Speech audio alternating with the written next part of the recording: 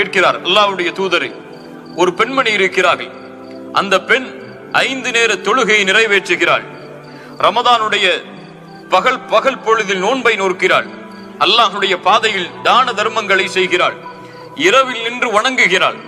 இப்படிப்பட்ட இபாதத்தில் ஈடுபட்டு கொண்டிருக்கக்கூடிய பெண் ஒரே ஒரு காரியம் செய்கிறாள். அந்த பெண்ணுடைய அந்த காரியத்தால் அந்த பெண்ணுடைய நிலைமை என்னவாக மாறும்? தொழுகையை நிறைவேற்றக்கூடிய, இரவுடைய வணக்கத்தை நிறைவேற்றக்கூடிய, நோன்பு நோக்கக்கூடிய அந்த பெண் செய்யக்கூடிய ஒரே ஒரு காரியம், தன்னுடைய அண்டை வீட்டாருக்கு நோவினை செய்கிறார்.